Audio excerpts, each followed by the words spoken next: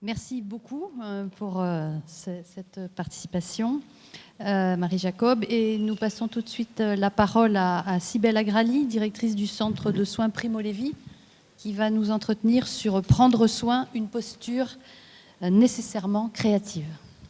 Bonjour, je suis très contente d'être là. Je me suis laissée imprégnée par le titre de cette journée en me disant qu'est-ce que je peux bien avoir à raconter. C'était pas évident. Et petit à petit, je me suis dit, j'ai peut-être à vous présenter un peu le dispositif du Centre de soins Primo Levi et le proposer comme un espace de création perpétuelle et de résistance perpétuelle, aussi bien pour les patients que pour nous. Et un peu peut-être au fur et à mesure du temps, parce que ça fait 25 ans bientôt que le centre Primo Levi existe, de vous montrer en quoi nous avons été amenés à être encore plus créatives, j'espère, et certainement plus résistants en tout cas. Et les patients aussi, évidemment. Donc le centre Primo Levi est un espace associatif, et ça a toute son importance. Ça a été créé par 5 associations qui se sont regroupées pour en former ou donner vie à une nouvelle association. Et ils sont impliqués dans le projet associatif depuis le début. Donc, les associations concernées sont Amnesty International, Médecins du Monde, l'ACAT, l'Action des chrétiens pour l'abolition de la torture. Il y avait une association qui s'appelait JSF, Juristes sans frontières, puisque nous voulions que siège aussi au niveau du conseil d'administration une entité, une association qui représente la justice dans le domaine. Cette association n'existe plus, mais il y a des juristes, des avocats au sein du conseil d'administration. Et les cliniciens qui ont aussi participé à donner vie à ce projet siègent, sont représentés au niveau du conseil d'administration. Donc c'est une monture qui était osée à l'époque, il y a 25 ans. On ne pensait pas pouvoir avoir l'énergie pour le faire fonctionner. Mais ça tient la route et ça a toute son importance parce que ça donne une pluralité de regards et une pluralité d'expériences autour du mandat de l'association Primo Levi, qui est les soins et le soutien aux personnes victimes de torture et de violences politiques. Et je pense je vais peut-être juste dire 2-3 choses encore pour vous représenter la chose. Autour des soins et du soutien aux personnes victimes de torture et de violences politiques, évidemment, l'aspect la plus important, c'est le centre de soins. Il y a un centre de soins qui reçoit concrètement, réellement, tous les jours, des personnes, adultes et enfants, qui ont été exposées à de la violence politique, qui ont été victimes de torture et d'autres persécutions encore, et qui aujourd'hui encore ont des souffrances médicales ou psychologiques en lien avec ça, et qui nécessitent une prise en charge. Donc le centre de soins est l'axe principal d'action de l'association Primo Levi, nommé dorénavant le centre Primo Levi. Il y a aussi, depuis le début, donc ce projet est resté le même, j'ai envie de dire, depuis le début, parce qu'on ne pouvait pas le concevoir autrement. Je veux dire, logiquement, avec un centre de soins qui accueille des personnes victimes de torture et de violences politiques, la torture jusqu'à nouvel ordre n'est pas une catastrophe naturelle. On aura bien de choses à dire et en dire de pourquoi les personnes ont été exposées à ces violences et pourquoi ils se trouvent ici. Donc le témoignage ou la sensibilisation autour de ces questions semblait une évidence même. C'est un peu comme le slogan, je crois, de Médecins du Monde et MSF, soigner et témoigner. Donc c'était une nécessité pour nous aussi d'emblée. Et aussi, très rapidement, de se dire, on est là aussi pour former. Ce que l'expérience du centre de soins nous permet, c'est aussi de vouloir transmettre. Pouvoir prendre le temps aussi de faire le pas de côté pour réfléchir à nos pratiques, pour essayer aussi d'en dire quelque chose pour d'autres professionnels, pour que chaque professionnel se sente autorisé aussi à recevoir ces personnes et pouvoir, dans le domaine qui est le leur, agir, accueillir, être hospitalier, être accueillant à leur égard. Donc ces trois axes de travail, soins, formation et plaidoyer, vont ensemble pour ce qui nous concerne. Et je pense que c'est aussi une créativité qui est à notre avantage, puisque c'est vrai que soigner sans rien dire, c'est très difficile pour les cliniciens dans ce domaine. Et c'est pour ça que des espaces comme aujourd'hui sont importants, à pouvoir en dire quelque chose de notre pratique, pour que ça puisse faire écho chez d'autres, c'est très important. Et les cliniciens du Centre Primo Levi savent que l'association portera la voix de ceux que nous recevons et qui nous confient des choses indignes qu'ils ont à vivre ici aussi. Et si nous ne portons pas à la connaissance du plus grand nombre, qui le fera? Donc c'est important, cette articulation des choses. Et ça nous donne une certaine force, je dirais. Donc l'équipe pluridisciplinaire du centre de soins, ce sont des médecins généralistes, c'est des psychologues cliniciens, ils sont tous psychanalystes, et j'y reviendrai à la question de la psychanalyse, comme créativité, comme espace de création. Il y a aussi un kinésithérapeute, des assistantes sociaux, des assistantes sociales maintenant, les deux sont femmes, une juriste à plein temps, des accueillantes et des interprètes professionnels qui travaillent avec nous pour plus de 60% de nos patients qui nécessitent donc la présence d'un interprète professionnel pour la prise en charge et qui reste toujours le même, toujours le même interprète par déplacement et qui est une personne incarnée et qui peut donner voix à ce que le patient et l'intervenant a à communiquer. Les patients viennent d'une 50aine de pays chaque année. Il y a autant de femmes que d'hommes. Donc, au fur et à mesure des années, on a vu beaucoup plus de femmes arriver, seules d'ailleurs, ou avec enfants ou enceintes, et avec toutes les difficultés que vous avez entendues ce matin. La durée de prise en charge a augmenté beaucoup depuis 25 ans. Au début, 1 an et demi semblait suffire pour que les personnes puissent imaginer quitter le centre pour une vie normale, avec des grands guillemets. Aujourd'hui, il faut 3 ans. Donc 3 ans, tenir, tout le temps tenir, aussi bien les patients que les accompagnants. Il faut une bonne dose d'inventivité aussi pour que ce temps ne soit pas un temps vécu comme un temps vide, vécu comme un temps occupationnel où on les occupe, etc. Mais vraiment un temps fort, un temps riche, un temps qui a du sens. Donc pour nous, évidemment, à chaque fois qu'il y a un patient entre au centre, c'est une rencontre singulière. On n'a pas de protocole de traitement préétabli. Donc là, on peut inventer. Avec chaque personne, on chemine, on découvre. C'est à chaque fois une découverte. On ne sait pas mieux que lui ce dont il a besoin. On ne sait pas combien de temps il pourra rester au centre. On ne sait pas le cheminement qu'il va prendre pour parler ou non de ce qu'il a vécu, parce qu'il n'y a aucune obligation, évidemment. En fait, on ne sait pas grand-chose. On découvre ensemble.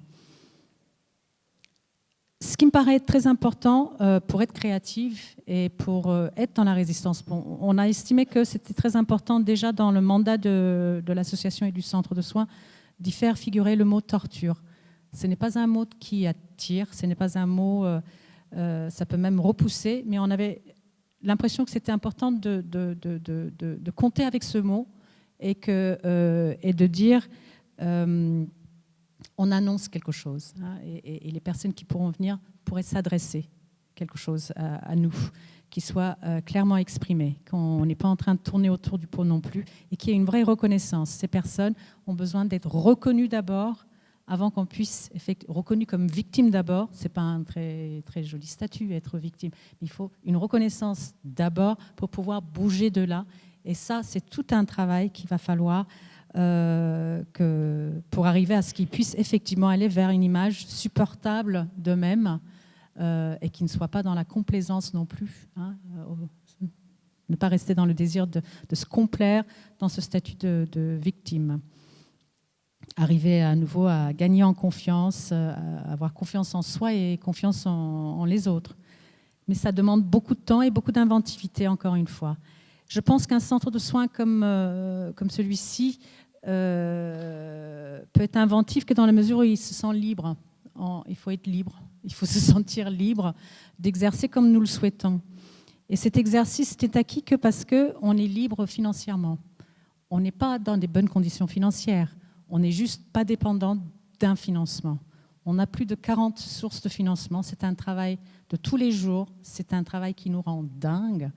C'est aucunement pérenne, donc il n'y a aucune confiance en l'avenir en tant que tel, mais c'est une bataille, c'est un combat de tous les jours jusqu'à la fin de l'année, jusqu'au 31 décembre. On ne sait pas toujours comment on va terminer l'année, avec quel compte on va pouvoir rendre, mais c'est à ce prix aussi, cette indépendance financière qui nous permet de travailler comme on le veut, c'est-à-dire sans cette pression qui dit, qui parle de rentabilité, qui parle d'actes, qui parle de nombre minimum de personnes à voir, qui parle de temps maximum de duration, etc., etc. Donc là, c'est vrai que si c'est pour avoir ça, on se dit ça vaut la peine de mener cette bataille-là. Et ça nous donne l'indépendance, heureusement, de nous exprimer comme on veut. Donc là aussi, le témoignage, le plaidoyer sont des choses très importantes, très complémentaires à ce qu'on fait. Les soins seuls ne suffisent pas. Donc agir au niveau collectif ou seul pour dire avec d'autres, il faut accueillir les demandeurs d'asile dignement et que non, une période de carence de 3 mois, ce n'est pas entendable. Je veux dire, voilà, il faut être sûr et certain qu'on n'ait pas de... qu'on puisse dire ça en toute confiance. Je voulais vous dire aussi à quel point on a été obligé pas d'inventer, mais de se repositionner. Au début, effectivement, le centre de soins, il y avait des médecins, il y avait des psys, il y avait une kiné à l'époque, mais la partie socio-juridique était plutôt un complément. Je pense que c'était quelque chose qui permettait les soins d'avoir lieu.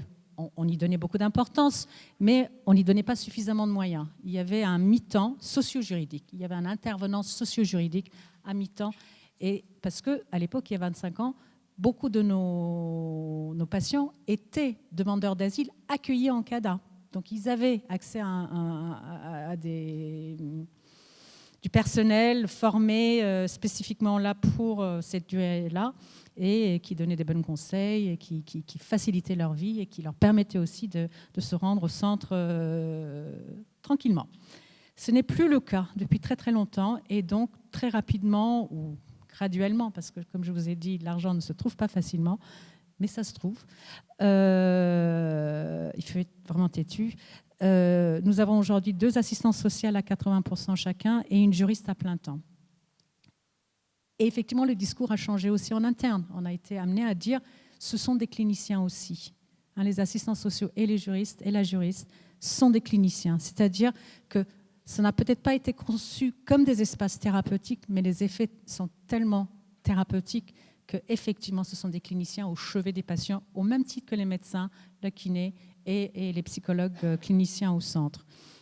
On sait très bien qu'il n'y a aucun acte anodin quand on accueille et quand on prend en charge des personnes.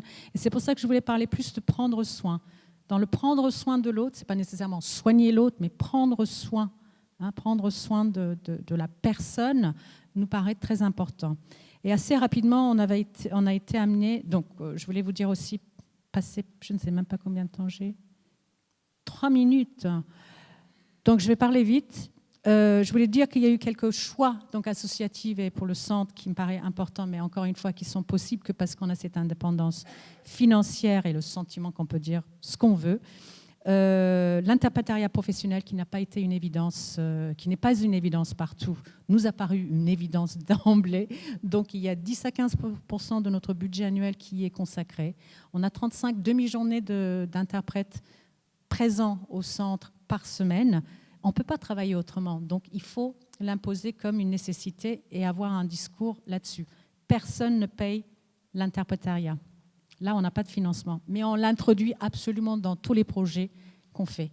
Il y a toujours une part de l'interprétariat qui rentre dans les projets qu'on essaie de vendre à droite, à gauche, en disant « c'est pas possible autrement ». Donc là, c'est rendu entendable et on a fait beaucoup de plaidoyer pour que ça soit entendu comme une nécessité avec plein d'autres personnes, d'ailleurs, qui sont ici dans la salle. Autre choix qu'on a été amené à faire, et on s'est senti libre à le faire, c'est d'accueillir des adultes et des enfants dans le même espace. C'est-à-dire un centre de soins, normalement, les adultes sont soignés dans un centre, les enfants sont soignés dans un autre. Normalement, on ne mélange pas les deux publics. On ne pouvait pas faire autrement puisqu'on ne pouvait pas orienter les patients enfants. On ne trouvait pas des espaces où il y avait des interprètes qui permettaient de travailler aussi avec les parents.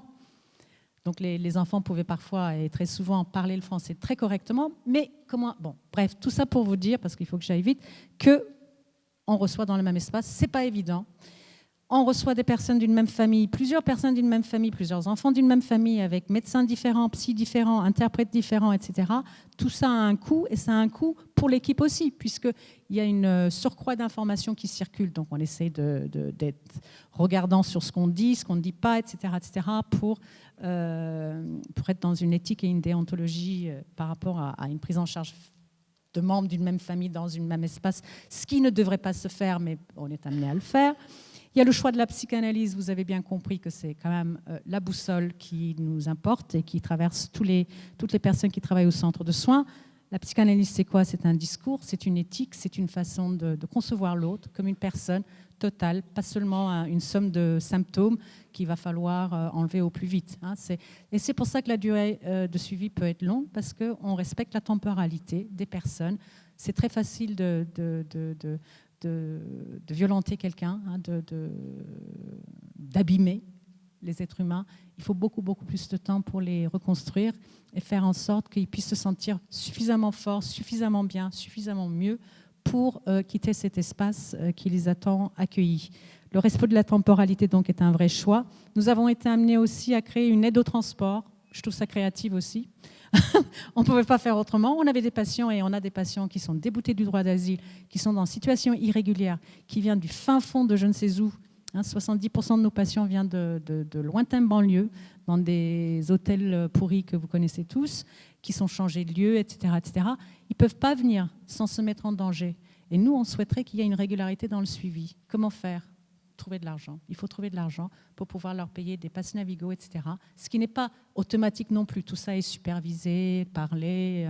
C'est pas automatique du tout, mais c'est un choix. C'est-à-dire, si on veut permettre des personnes, parce que nous, on estime que la plupart de ceux qui sont déboutés du droit d'asile l'ont été pour des mauvaises raisons, qu'ils auraient mérité un autre statut, il faut faire pour que ça puisse se faire autrement.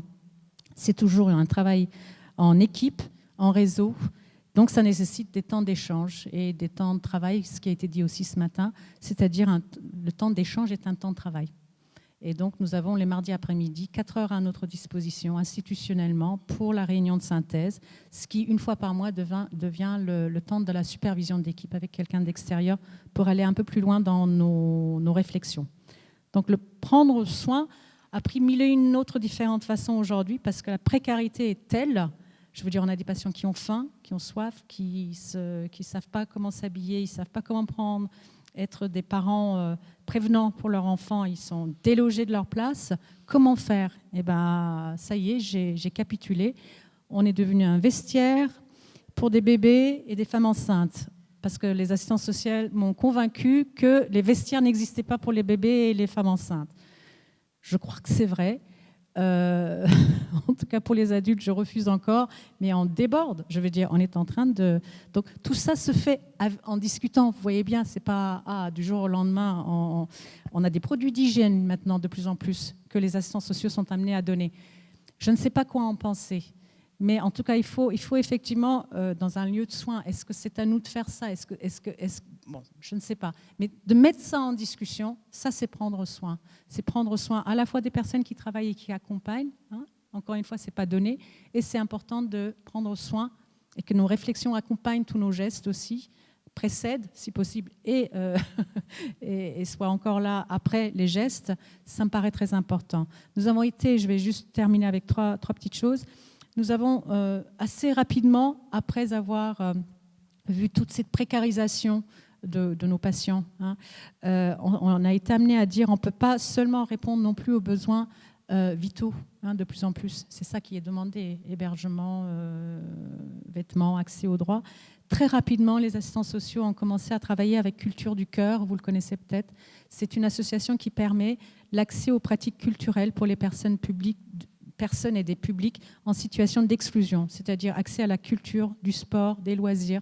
Donc très rapidement, ça a été formidable. Ça a été formidable comme levier de permettre à des familles, des parents d'amener leurs enfants au cirque, aller à la piscine, avoir un carnet d'entrée pour des piscines, voilà, et pouvoir en discuter, se sentir normal enfin. C'est pas parce qu'ils sont pauvres, délaissés, dans l'attente d'un statut, dans une hypothétique protection, qu'ils ne peuvent pas aller toucher à la culture, aller au musée, etc. Donc ça a été un levier très important et je vous encourage de le faire. Nous avons passé un partenariat, ou en tout cas, sans passer un partenariat, on travaille beaucoup avec les ateliers d'artistes en exil pour des patients qui ont été ou qui souhaitent devenir peintres, écrivains, qui travaillent avec la musique, la sculpture. À partir du souhait d'une de nos patientes, ils ont été amenés à créer, par exemple, un atelier couture en estimant que c'était de l'art, c'est artistique et c'est très bien. Nous avons aussi un partenariat avec les Scouts de France. Ça marche très, très bien. Les enfants sont inclus dans le scoutisme. Ils peuvent avoir des temps éloignés de leurs parents. Les parents peuvent un peu être seuls sans nécessairement avoir leur enfant 24 heures sur 24. Pour des sorties en forêt, etc. Ils sont complètement intégrés dans des groupes du scoutisme au point où maintenant nous avons des jeunes qui sont devenus eux-mêmes des moins jeunes mais jeunes qui passent le BAFA et qui sont responsabilisés et qui prennent en charge d'autres enfants, etc., etc. Donc il y a mille et une choses qu'on peut faire et c'est une forme de résistance et voilà, je vous invite à, si vous le faites déjà, j'imagine, mais voilà, à en faire encore.